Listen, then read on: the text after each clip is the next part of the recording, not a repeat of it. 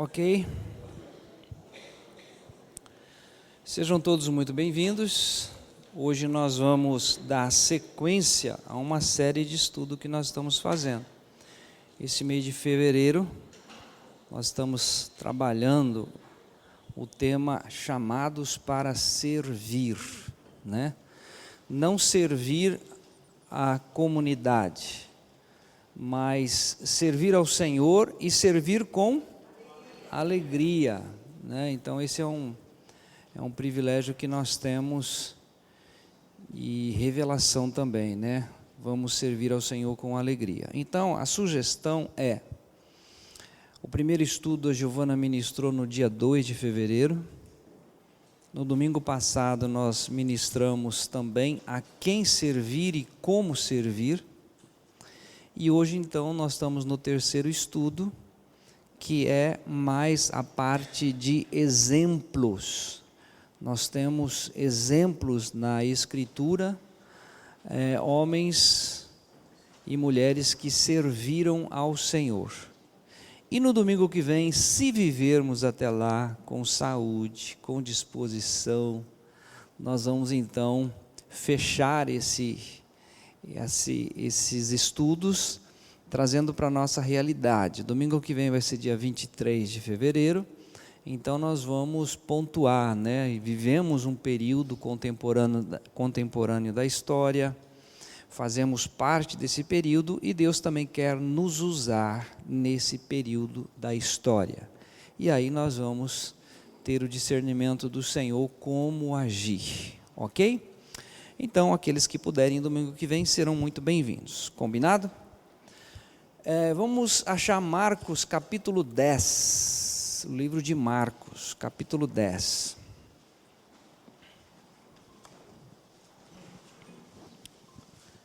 Enquanto nós estamos aproveitando esse tempo para manusear a Bíblia, aqueles que não conseguem ou aqueles que não têm Bíblia, nós sempre vamos ter ali, né, o texto. Marcos capítulo 10, apenas o versículo 45, 20, é o 45.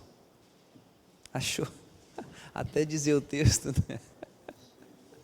Marcos 10, 45. Antes de fazer a leitura, tem um aviso importante. No domingo, dia 6, hora que 6 de abril, tá? Abril, não é março, é abril. Nós teremos o nosso último encontro aqui. No próximo domingo de abril, o nosso encontro será nos fundos. Porque no dia 7 começamos a reforma, a mudança do forro, a mudança provavelmente do ar-condicionado, a mudança do piso. Então, eu quero convocar todos os homens de força. Aqui nós só temos homens jovens, não é, Fernando? Ou seja, no domingo à tarde do dia 6 de abril, às 15 horas, eu preciso desses homens de força, porque todos esses bancos serão removidos daqui, e nós vamos levar para o outro local lá atrás, onde nós vamos nos reunir. A previsão é, no máximo, 2 meses. Então, nós faremos isso. Com relação ao piano, à bateria, são coisas que a escola vai fazer isso com profissionais, porque é algo mais delicado. Mas nós, homens aqui que somos da força, cada um levando um banco, rapidinho, né? Põe nas costas. Ok, então, aproveitando esse momento, nós temos já, graças ao bom Deus, os recursos para fazer esse movimento. Mas surgiu uma ideia de um engenheiro, de nós aproveitarmos, uma vez que vamos fazer essa mudança, de colocarmos aquele ar-condicionado cassete no forro, para que seja algo menos barulhento, uma coisa mais da época, né? Esses já estão conosco há mais de 15 anos. Essa cor não é original, tá? Sabe quando você compra um aparelho branquinho, daí com o tempo ele vai ficando igual o CPF nosso, amarelinho? Então, Aí foi pintado, então isso aí tem mais de 15 anos. Então, aqueles que têm o coração e que querem ajudar, o valor da mão de obra, são 3 ares, enfim, vai ser um total de 41.645,20 centavos. Chique, né? Então, quem sabe aí, Deus toca no coração de alguém e a gente consegue. A espera nós já vamos deixar, tá? Se não conseguirmos comprar antes, a espera será fixado, porque depois então só vamos colocar o ar. Ok? Combinado então? Então vamos lá. Marcos capítulo 10, o verso 45. Porque o Filho do Homem também não veio para ser servido, mas para servir e dar a sua vida em resgate de muitos. Amém. Então nós vamos orar, porque toda a revelação da Escritura não depende de conhecimento humano. Nós precisamos da revelação dada por Deus, pelo seu Espírito, ok? Então vamos orar. Senhor Deus, o Senhor usou homens que foram inspirados pelo Senhor, e hoje nós temos a Escritura, que é produto do Teu Espírito falando com estes homens, e isto foi nos passado, e hoje nós temos acesso. Da mesma forma, nós queremos pedir por misericórdia, graça, que o Senhor venha trazer essa mesma revelação aos nossos corações. Por isso pedimos, Senhor, todos nós aqui, aqueles que vão ouvir também pela internet, que o Senhor livra-nos agora de todo pensamento, de toda defesa, de toda senso comum que nós recebemos desde a infância, mas que estejamos atentos a ouvir a voz do Teu Espírito Santo. Ajuda-nos para isso, por misericórdia, em nome de Jesus. Amém.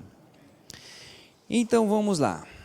Jesus dizendo aos seus discípulos, nessa passagem, essa mesma passagem você vai encontrar em Mateus capítulo 20, o verso 28, quando ele fala com os discípulos dizendo, olha, eu não vim para ser servido, eu vim para servir e dar a minha vida em resgate de muitos. Então Jesus é o primeiro exemplo que nós vamos estar citando aqui, no sentido de abrir mão da glória que ele tinha com o Pai, se sujeita a ficar 9 meses no ventre de uma mulher, aquele que criou todas as coisas, sustenta todas as coisas, tudo foi criado por Ele, para Ele, nada do que foi feito se fez sem a presença dEle, mas Ele se sujeita a viver uma infância, uma adolescência, para chegar nesse ponto que é o ápice, que é o momento em que Ele mostra exatamente a sua missão.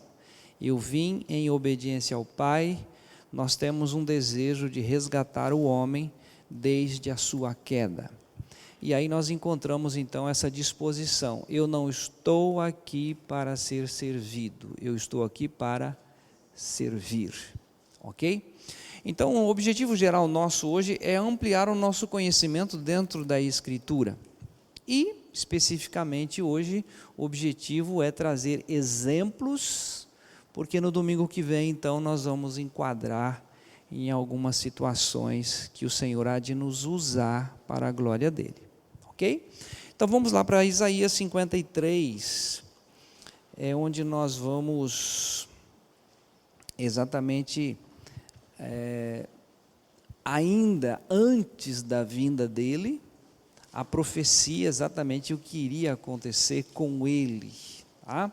Isaías 53, os versos 4, 5 e 6.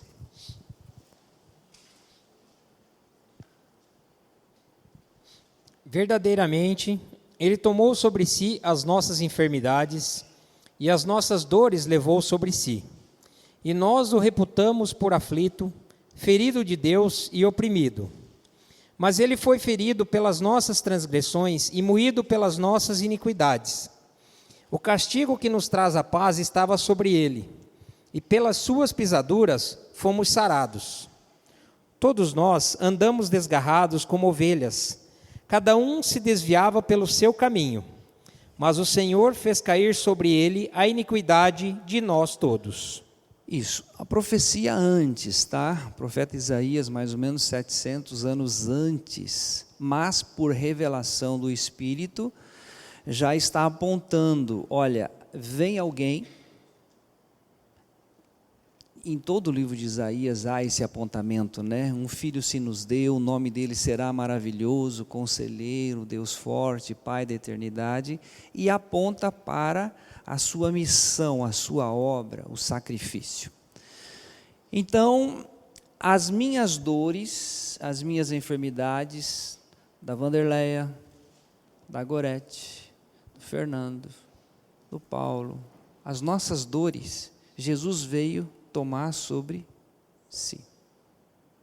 Os nossos medos, a nossa ansiedade, a nossa preocupação, esse pavor do que vem lá para frente, tudo isso o Cordeiro veio para tirar de nós. Então o texto vai dizer o seguinte: verdadeiramente ele tomou sobre si as nossas dores e as nossas enfermidades levou sobre si. E nós o reputamos de que maneira? Por aflito, ferido de Deus e oprimido. Então, quando nós olhamos para Jesus, nós vemos dessa forma, mas ele veio para servir. Nesse momento ele estava fazendo isso na maior alegria, apesar de um sofrimento que nos é apontado na Escritura. Mas ele estava fazendo exatamente aquilo que o Pai tinha para ele executar. Tanto é que na sequência em Isaías diz o seguinte: ao Pai agradou moê-lo, fazendo-o enfermar. Por quê? O objetivo era nos alcançar. Se hoje, nós usufruímos de uma nova vida, hoje nós gozamos de uma redenção, de uma libertação, é porque esse Jesus veio nos dar o exemplo. Eu vim servir. E aí na sequência ele toma sobre si as nossas dores, nós o reputamos por aflito, ferido de Deus e oprimido, mas ele foi ferido pelas nossas transgressões e moído pelas nossas iniquidades. O castigo que nos traz a paz estava sobre ele. Quem que deveria morrer na cruz? Nós. Porque nós somos os transgressores, mas esse castigo recaiu sobre ele. Por quê? Ao ser levantado da terra, ele atraiu a todos. Quando ele morre naquela cruz, o meu, o seu, o nosso velho homem é com ele crucificado. E aí acontece esse milagre do versículo 6, que vem falando, nós temos aí algumas versões: antes andávamos ou andamos como ovelhas desgarradas, cada um se desviando pelo seu caminho, mas o Senhor Deus fez cair sobre ele a iniquidade de nós todos. Então essa profecia, 700 anos antes da vinda do Messias, o Messias sabia exatamente o que iria acontecer com ele. Eu vim para isso, eu vim servir, eu vim resgatar você, eu vim te libertar. Ou seja, uma coisa, ontem na reunião com as professoras, nós tivemos reunião das 15 até as 17h30, e uma coisa muito gostosa, você não precisa querer tirar nota 10. Jesus já te deu nota 10. Você já foi resgatado. O milagre já aconteceu. Porque ele veio servir e ele veio dar a vida dele em resgate, em seu resgate. Então, como é que eu vou chegar diante do Senhor Deus? Você vai chegar da seguinte maneira: tem misericórdia de mim, pecador, porque a obra já está consumada. Isso na profecia. Nós vamos ver agora, de fato, acontecendo em Mateus capítulo 26, do 36 ao 39, que é o momento em que essa profecia se realiza.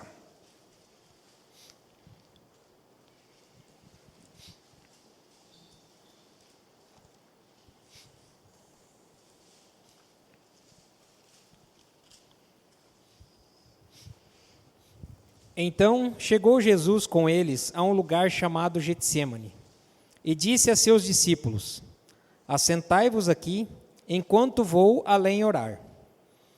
E, levando consigo Pedro e 2 filhos de Zebedeu, começou a entristecer-se e a angustiar-se muito. Então lhes disse: a minha alma está cheia de tristeza até a morte. Ficai aqui e velai comigo.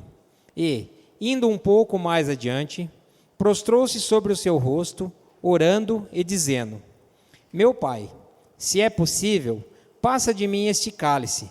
Todavia, não seja como eu quero, mas como tu queres. Apenas fazendo a leitura é uma situação, né? Mas eu estive ali no jardim do Getsêmani, quando você entra naquele lugar e você relembra a história. Os discípulos estão com sono, estão cansados, mas Jesus estava indo para o momento no qual ele veio. Eu vim para morrer, eu vim para a vergonha, a mofa, ser ridicularizado, cuspido, traído. Ele estava vivenciando aqui, tanto é que o texto aponta: a minha alma está profundamente triste até a morte. Ficai aqui e vigiai comigo. Lembrando, gente, Jesus não estava triste pela morte em si, mas ele granjeou amigos, ele tinha os discípulos, ele tinha família, ele conviveu com a sociedade. Esse distanciamento era uma coisa. Quando Lázaro morre, ele chora, há sentimentos. Mas o que angustiava aqui era exatamente isso que o profeta Isaías tinha dito: ele vai tomar sobre si as nossas dores, as nossas enfermidades, e a nossa iniquidade, a iniquidade de nós todos vai cair sobre ele. O que significava isso? Seria o único momento na vida de Jesus que ele ia sentir o que você sente: separação do Pai. Então não é a dor física, é aquilo que ele diz: Deus meu, por que me desamparaste? É um momento em que a persona, do pecador, parece que Deus nos abandonou. Não, mas o pecado é que nos distanciou de Deus. E naquele momento, exatamente, quando ele toma sobre si a iniquidade de nós todos, é que ele tem esse sentimento. Ele nunca chamou Deus de Deus, sempre meu Pai. Meu Pai. E quando você experimenta essa obra sobrenatural da cruz, da morte do nosso velho homem, quando nós ressuscitamos em Cristo, você também tem o privilégio agora de dizer: meu Pai, Pai nosso que está no céu, santificado seja o teu nome. Por quê? Porque nós somos alcançados por aquele que não veio ser servido, mas ele veio servir e dar a sua vida em resgate de muitos. Primeiro exemplo, eu queria trazer exatamente isso de uma maneira até rápida, mas no seguinte sentido: sair da zona de conforto, deixar a sua glória, deixar a comunhão com o Pai, descer, ter esse período de anos aqui nesse mundo, passar o que passou por uma única razão: eu quero você salvo das garras de Satanás, eu quero você livre. Tanto é que o objetivo de Jesus é bem claro: se pois o Filho vos libertar, verdadeiramente sereis livres. Não é a religião, é Cristo. Se alguém está em Cristo, é nova criatura. Primeiro exemplo. Segundo exemplo, bem rapidinho, nós vamos lá para o livro de Gênesis capítulo 6. Gênesis 6. Eu vou falar de uma forma muito coloquial, mas apenas para nós termos a sensação. Noé está lá incomodado, só uma bagunça, o pecado já reinava, é brigueiro, é família sendo destruída, é uma algazarra, e agora o que eu faço, para onde eu vou? Afinal de contas, será que vida é isso mesmo? Ele está lá nos seus pensamentos, e aí nós encontramos aí no capítulo 6, os versículos 7 e 8.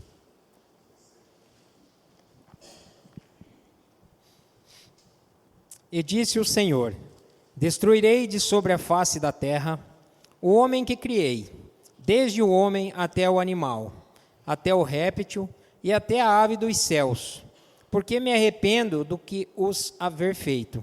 É uma desgraça, esse homem virou caos. Quando aparece a palavra no hebraico, aliás, não no hebraico, no português, arrependeu Deus, Deus não se arrepende, Deus não é homem para que minta, nem filho do homem para que se arrependa. Ok? É uma forma que nós humanos conseguimos entender. O que é isso que Deus sentiu? Deus sentiu algo que não tem como expressar. O hebraico traz isso como arrependeu, mas não é arrependeu. Deus queria exatamente um povo transformado pela sua graça. E aí nós só vamos ter isso através da pessoa do Senhor Jesus. Porém, Ele faz e mostra para nós com isso uma nova tentativa. Ele faz várias tentativas, não no sentido de que ele sabia que não ia dar certo, não, mas é para mostrar para mim e para você que dilúvio não dá certo, tirar Abraão da sua terra não dá certo, começar uma nova nação, levantar Moisés e fazer um novo povo também não vai dar certo, porque todos se rebelaram. E somente em Cristo há possibilidade de restauração e cura. Eu sempre tenho dito, mas vale a pena, eu insisto, bato nessa tecla. Se Deus tivesse outro meio de salvar o homem, Jesus não precisava ter vindo nesse mundo. E se Deus tivesse outro meio de resgatar o homem, que não fosse através da cruz, através da morte do velho homem, Jesus nunca, jamais precisaria ter morrido na cruz do Calvário. Todavia, a vinda de Jesus era necessária, a crucificação de Jesus era necessária para matar aquele que precisava morrer, o nosso velho homem. E aí nós encontramos Deus no versículo 8 agora, falando com Noé. Noé, porém, achou graças aos olhos do Senhor. Opa, vou usar esse menino. Esse menino está preocupado, ele está querendo ver resultados, vou falar com ele. Versículos 13 e 14, aí mesmo do capítulo 6. Então disse Deus a Noé: o fim de toda a carne é vindo perante a minha face, porque a terra está cheia de violência, e eis que eu os desfarei com a terra. Faze para ti uma arca de madeira de gofete, farás compartimentos na arca e a betumarás por dentro e por fora com betume. Isso. Imagina você, não tinha Universidade Federal do Rio de Janeiro, não tinha FAG, não tinha UniOeste. Aí Deus fala o seguinte: eu vou destruir e você vai construir um barquinho, vai caber apenas todas as espécies de animais. Você imagina, quando Deus chama você para uma missão, a primeira reação vai ser: impossível, eu não tenho capacidade, eu não tenho condições. Por que Ele me escolheu? Porque Ele te escolheu. Ele te escolheu porque Ele vai capacitar você a fazer aquilo que Ele tem a fazer, né? Enfim, chama esse menino e fala o seguinte: você vai fazer um barquinho, nós vamos fazer uma situação aí. Muito bem, capítulo aqui 6, o 22. Assim fez Noé, conforme tudo o que Deus lhe mandou, assim o fez. Olha essa coisa maravilhosa de servir. Deus falou, gente, baixe a cabeça, no tempo dele, na hora dele, na forma dele, ele vai cumprir o que ele falou.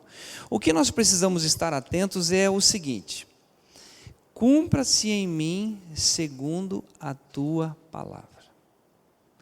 Eu não quero servir, quando eu falo igreja, gente, é denominações, tá? Não é a igreja, porque a igreja é universal, Assembleia dos Santos.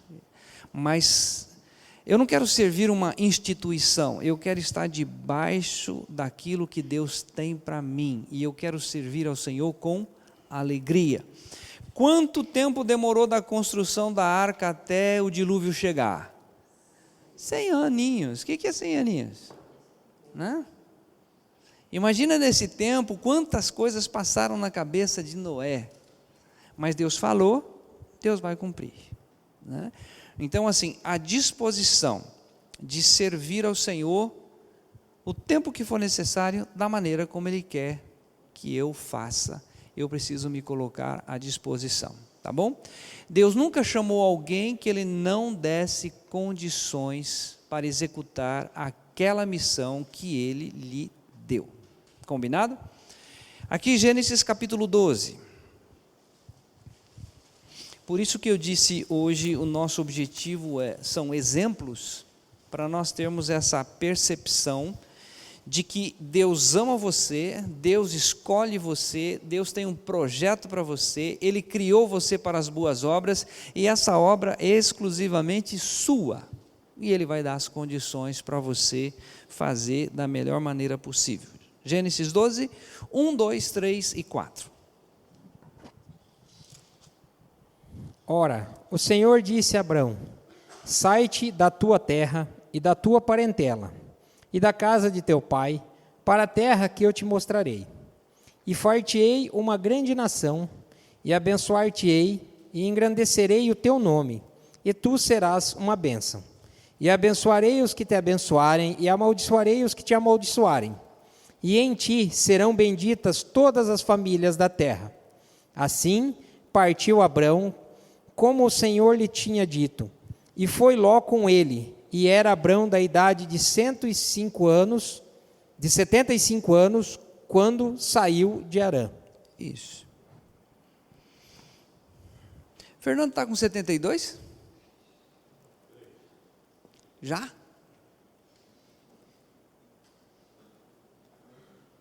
75 falta.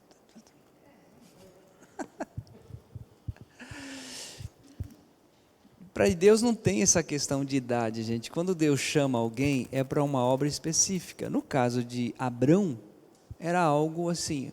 Você imagina 75 anos, aí ele chega para Sara, é o seguinte: Deus falou comigo. Aí Sara poderia dizer, mas não falou comigo. Mas nós vamos. E aí começa um converseiro ali, que eu não sei o que sucedeu, mas o fato é que eles saíram. O texto diz, e partiu, né? É interessante que todas as vezes que Deus coloca uma missão para você, você vai ter que sair da zona de conforto, não tem conversa. Está tudo muito tranquilo, está tudo muito fácil, mas quando vem um chamado, gente, vai ter que acontecer alguma coisa. Você imagina esse período que Noé ficou na arca, eu tenho sempre dito isso, né? Ali aquele período de chuva, tudo úmido, animais dentro da arca, defecando, urinando, aquela coisa medonha, mas antes dentro da arca do que fora da arca. Às vezes igreja é um negócio meio chato, né? Tem gente chata, uns caras incomodam, às vezes é um ambiente não muito, né, propício, mas melhor dentro do que, né, essas situações aí que nós encontramos aí fora. Precisamos do Senhor, dia a dia. Aqui no caso de Abraão, nós ainda vamos ler Hebreus capítulo 11, que fala exatamente um detalhe dele que eu gosto demais. Hebreus 11, 8. Aqui é bem mais rápido, né, Glaucio? Oxa vida, olha só. Pela fé, Abraão, sendo chamado, obedeceu, indo para um lugar que havia de receber por herança, e saiu sem saber para onde ia.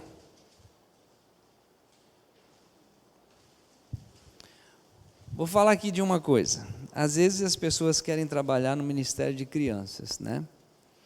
E daí a primeira pergunta é: tem que ser todo domingo? Não, tem que ser todos os dias. todos os dias, porque você começa na segunda a pensar o que você vai ministrar. Na terça você escolhe um tempo ou um tema e você começa a ler. Enfim, é um envolvimento diário. Então, essa ideia, eu não posso todo... Não, então nem vem. É envolvimento. Eu lembro de um pregador, uma certa ocasião, era missionário. Missionário quando vão nas igrejas, que fazem apelo e tudo mais. Aí esse missionário fez um apelo tremendo, né? Quem gostaria de servir ao Senhor, né? E aí muita gente veio à frente naquele apelo, emoção também tomou conta, e de repente a igreja olha para uma pessoa tetraplégica, que vem meio que se arrastando ali, e daí chamou a atenção de todo mundo aquilo lá. E aí essa pessoa pergunta ao pastor o seguinte: escuta, missionário, será que Deus aceita uma pessoa pela metade? E aí esse pregador olhou e disse assim: Deus aceita uma pessoa pela metade que se entrega totalmente a Ele. O que Deus não aceita é alguém inteiro que entrega apenas a metade. Ou servimos ao Senhor ou a Mamon. Essa entrega deve ser absoluta, porque quando Ele te chama, não é agora eu quero você, não é agora, esses 100 anos você vai ficar numa função, é essa função. Abraão, a sua função agora é essa. E aí nós temos várias situações com Abraão, mas ele tinha uma missão, né? Integralmente ao Senhor. Em Hebreus, aliás, em Êxodo, vamos voltar lá para o Velho Testamento. Eu estou quase no final, viu, gente? Só um instante só. É que alguns exemplos aqui são fundamentais. Êxodo capítulo 3, versículo 1. Êxodo 3, 1. E apacentava Moisés o rebanho de Jetro, seu sogro, sacerdote de Midian, e levou o rebanho atrás do deserto, e veio ao monte de Deus, a Horebe. Tranquilo, já tinha o filho, já era casado, 80 anos, tudo tranquilo, parece que está tudo certo, tudo realizado. Aí de repente ele olha lá uma sarça ardente, e aí, isso se encontra nos versículos 2, 3 e 4, e aí algo acontece e Deus começa a falar com ele. Aí nós vamos ler aqui mesmo no capítulo 3, versículos 7, 8, 9 e 10. E disse o Senhor: tenho visto atentamente a aflição do meu povo, que está no Egito, e tenho ouvido o seu clamor por causa dos seus exatores, porque conheci as suas dores. Portanto, desci para livrá-lo da mão dos egípcios e para fazê-lo subir daquela terra a uma terra boa e larga, a uma terra que mana leite e mel, ao lugar do cananeu, e do eteu, e do amoreu, e do perizeu, e do eveu, e do jebuseu. E agora, eis que o clamor dos filhos de Israel chegou a mim, e também tenho visto a opressão com que os egípcios os oprimem. Eu não sei, mas de repente, se alguém aqui recebe um chamado, vai dizer assim: de quem é o povo? Olha o versículo 7. Disse o Senhor: certamente vi a aflição do meu povo. Deus, de quem é o povo? Eu não tenho nada a ver com isso. Mal educado, hein? Ele não falou isso, mas logo adiante, nós não vamos seguir na sequência aqui, mas logo adiante ele apresenta uma situação: eu sou gago, eu não sei falar. E daí Deus chama exatamente o outro para conduzir o fato. Mas o que nós queremos chamar a atenção aqui é o seguinte: ele está lá apacentando as ovelhas, mas Deus tem uma missão: eu quero você. É você que eu quero. Você vai fazer esse trabalho. Você vai conduzir esse povo até lá. Aí Josué vai dar sequência. E aí o que acontece? Ele se coloca à disposição. Tá? Isso também está registrado em Hebreus, nós vamos lá, só para ver que coisa linda que acontece com Moisés. Hebreus capítulo 11, os versos 24, 25, 26 e 27. Hebreus 11. Olha lá, pela fé Moisés sendo já grande, ou a outra versão sendo homem feito, né? Algumas versões também trazem. Recusou ser chamado da filha de Faraó. Ele está no palácio, ele deixa toda uma estrutura, tá bom? 25.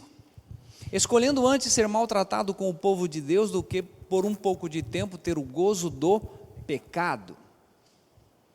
Tendo por maiores riquezas o vitupério de Cristo do que os tesouros do Egito, porque tinha em vista a recompensa.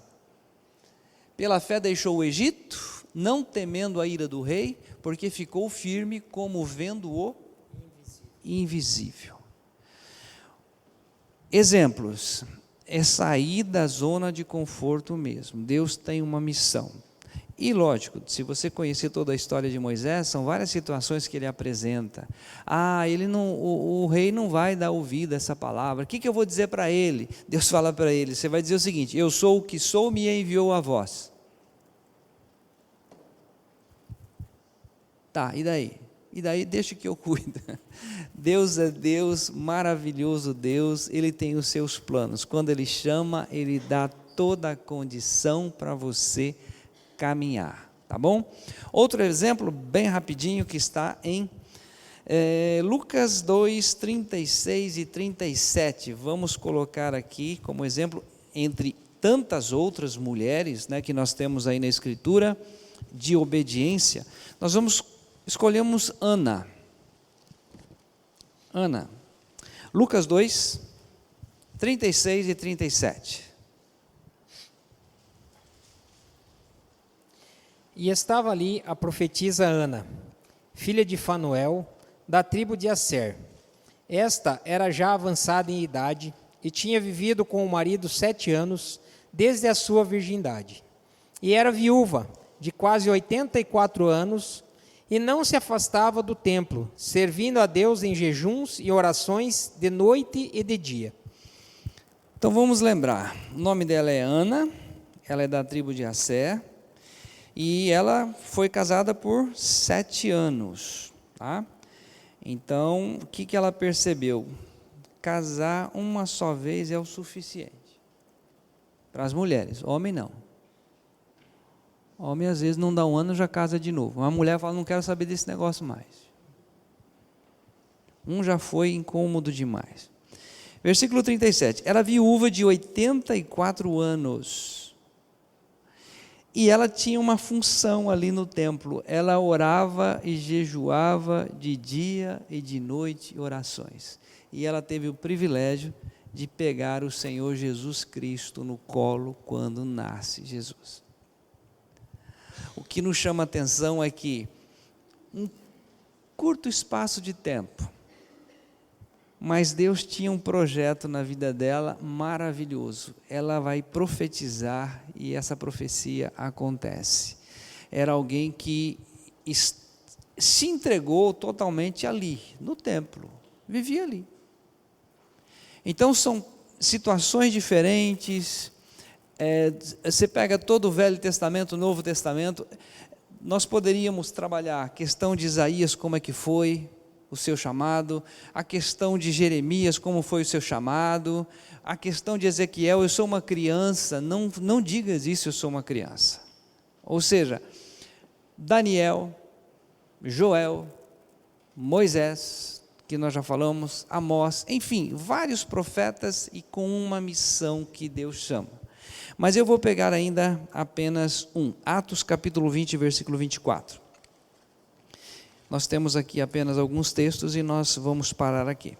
Atos 20, 24, aqui nós estamos agora fazendo a referência de Saulo de Tarso, que perseguia os cristãos, que caiu do cavalo, indo para Damasco. O Senhor Jesus se apresenta a ele, e daí ele tem uma experiência com o Senhor maravilhoso, momento único, e aí nesse trabalho que Deus o separa, ele coloca uma frase maravilhosa aqui em Atos 20, 24. Mas em nada tenho a minha vida por preciosa, contanto que cumpra com alegria a minha carreira e o ministério que recebi do Senhor Jesus, para dar testemunho do evangelho da graça de Deus. Olha isso aqui, gente. O que acontece aqui nessa situação? O contexto disso aqui. Ele estava em viagem missionária, ele estava indo para Jerusalém. E pegaram o cinto dele, tá? Tiraram o cinto dele. Ágabo fez isso. Ágabo era um profeta. E disse o seguinte: vai acontecer isso com essa pessoa que tem esse cinto. Ele vai ser preso em Jerusalém. E aí Paulo sabia exatamente isso que acontecia, que iria acontecer. Mas aí o que ele diz? Nem tenho a minha vida por preciosa. Isso nós vamos trabalhar domingo que vem, tá bom? Só vou deixar aqui um gostinho. 2 Coríntios 5,14, o amor de Cristo nos constrange, julgando nós isto, que se um morreu por todos, logo todos morreram. E o 15, lembra? E ele morreu por todos, para que os que vivem não vivam mais para si, mas para aquele que por eles morreu e ressuscitou. Ou seja, Paulo tem isso em mente agora. A minha vida não é mais preciosa, não é mais o meu projeto, não é o que eu acho, não é o que eu penso, não é o que eu quero conquistar, não é o meu sonho, mas o meu sonho é fazer a vontade do meu Pai. Então, na sequência diz assim: a minha carreira e o ministério que recebi do Senhor eu cumpra com alegria. Um ministério, Deus me deu um ministério. E Deus deu um ministério para cada um que está aqui, sem exceção. Sem exceção. Tenho vontade de falar de um livro aqui.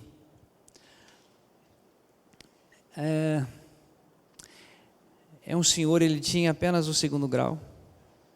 Ele chegou na igreja e dizia assim: eu queria uma escola. Eu queria dar aula numa turma da escola aqui da igreja. O vice-moderador ou superintendente disse assim: não tem aluno, você só pode dar aula se você tiver aluno. Ele saiu então pela rua e achou um menino jogando burquinha. Quem é da época da burquinha? Ô Ed, você também é dessa época? Aí chegou na rua, tinha lá um menino jogando burquinha, e chegou para o menino e falou assim: você não quer ir na escola dominical? Esse menino fala assim: tudo que se refere à escola, eu odeio, não quero saber, escola é um negócio horrível, porque esse menino tinha, os pais eram separados, vivia praticamente na rua, e daí esse senhor sentou do lado dele, disse assim: posso brincar com você? Aí eles ficaram brincando uma tarde, e esse senhor rapelou. Conhece a história também, Ed? Rapelou todas as burquinhas do menino. E o menino responde o seguinte: olha, eu perdi todas as minhas burquinhas, mas ganhei um amigo. E aí a história desse homem que tinha apenas o 2º grau, ele conquistou 13 adolescentes e começou uma turma naquela igreja. Desses 13, 11 foram servir ao Senhor integralmente. Então tem umas coisas assim que Deus fala: eu não tenho dom. Você tem dom sim, você tem uma chamada sim. Às vezes é sentado lá de uma criança às vezes carente, que precisa de um tempo. Os pais hoje não têm tempo, né? Às vezes para brincar, contar uma história, enfim. Não vamos sair disso, vamos ficar aqui presos a isso. Paulo recebeu o ministério do Senhor, e ele se colocou à disposição. A minha vida não é preciosa, o que é preciosa agora eu cumpri com alegria um ministério que ele me deu. E ele segue adiante, e nós vamos lá para 2 Coríntios 1 Coríntios 9. 1 Coríntios 9. Ele vai falar exatamente como que ele assume isso, né, esse ministério com alegria. 1 Coríntios 9, nós vamos ler ali dos versos 24 a 27.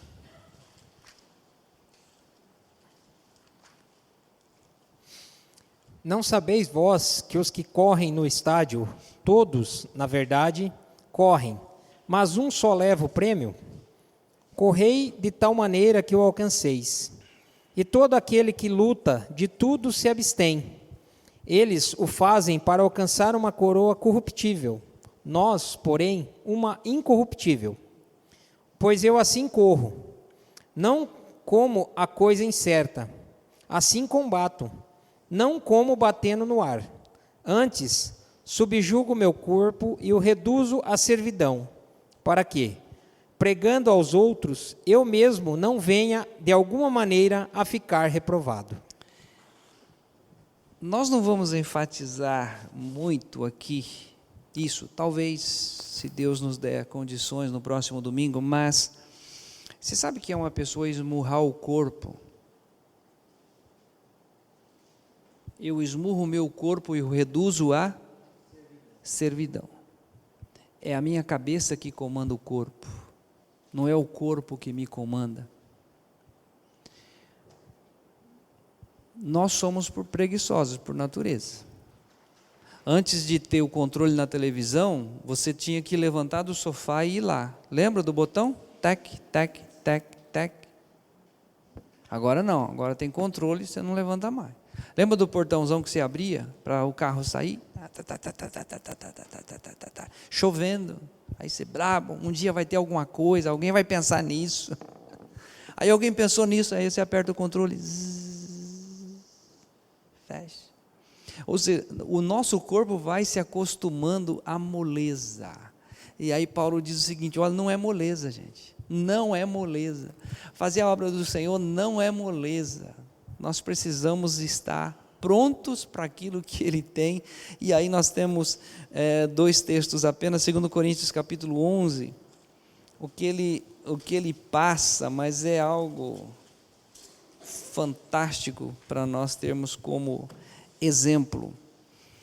2 Coríntios 11, 23, são ministros de Cristo, falo como fora de mim, eu ainda mais, em trabalhos muito mais, em prisões, em açoites sem medida, em perigos de morte, muitas vezes, 5 vezes recebi dos judeus uma quarentena de açoite menos um, fui 3 vezes fustigado com varas, e uma vez apedrejado, em naufrágio, 3 vezes, uma noite e um dia passei na voragem do mar, em jornadas muitas vezes, em perigos de rios, em perigos de salteadores, em perigo entre patrícios, em perigos entre gentios, em perigos na cidade, em perigos no deserto, em perigos no mar, em perigo entre os falsos irmãos, em trabalhos e fadigas, em vigílias muitas vezes, com fome, sede, em jejum, muitas vezes em frio e em nudez. Por isso que ele vai dizer lá em Filipenses, né, tudo posso naquele que me fortalece. Em tudo estou experimentado, tanto a ter fartura como a padecer necessidade. Ou seja, é alguém que está literalmente, conforme nós vimos o primeiro texto, eu não tenho a minha vida por preciosa. Se o meu mestre Jesus se rendeu, eu também me rendo. Eu estou aqui para estou aqui para servir e não para ser servido. Então, você não vive só por viver, você vive para servir. E não há prazer maior do que você receber a alegria de ver alguém transformado pela graça de Deus. Eu entrei no hospital em Sidrolândia. Dona Regina Rigatti, final da vida, câncer. As pessoas estavam lá, ela já estava em fase terminal, e quando eu fui visitá-la, ela ainda conseguia erguer a mãozinha dela e disse assim, Ele tirou do império das trevas. Não eu, mas quando eu preguei o evangelho para ela aqui em Boa Vista da Aparecidinha, ela creu no evangelho. Então, não há presente maior do que você tirar pessoas desse império das trevas, ver pessoas transformadas pela graça de Deus. O médico é aquele que trabalha, dá um jeito, conserta, reforma às vezes, dá medicamento, a pessoa dá uma levantada, mas é algo físico. Você não. Você tem a possibilidade de produzir na pessoa vida eterna, por toda uma eternidade junto com o Pai. Isso é tremendo, isso é maravilhoso. Ainda, e o último texto. Filipenses 2, 5 e 8. Como nós começamos com ele, vou terminar com ele. Filipenses 2, 5. Tende em vós o mesmo sentimento que houve também em Cristo Jesus. Eu não vim para ser servido, eu vim para servir. Você entrou no reino de Deus para servir. Servir com alegria. Servir ao Senhor com alegria. Pois ele mesmo, subsistindo em forma de Deus, não julgou ser por usurpação ser igual a Deus. Deixa eu dizer uma coisa para você. Você já é luz, você já é o sal da terra, e você exala o bom cheiro de Cristo, por onde você passar. As pessoas estão olhando para nós, mas essa missão já é uma missão que está aí dentro de você. Agora, a partir disso, Senhor Deus, o que mais que tem a fazer? Estou aqui, estou à disposição para honrar e glorificar o teu nome. Versículo seguinte, ele diz: antes a si mesmo se esvaziou, assumindo a forma de servo, tornando-se em semelhança de homens, e reconhecido em figura humana, a si mesmo se humilhou, tornando-se obediente até a morte e morte de cruz. Você e eu estamos aqui exatamente para sermos exemplos da vida de Cristo em nós. Estamos mortos. Trazemos o morrer do Senhor Jesus para que a vida de Jesus se manifeste em a nossa carne mortal. Sugestão: domingo que vem, venha. Nós vamos estudar a questão daquela figueira. 3 anos. Vou procurar fruto, não tem. Aí o cara manda cortar, corta. Está ocupando a terra inutilmente. E aí vem uma palavra assim: deixa mais 1 ano. Vou adubar, vou estercar.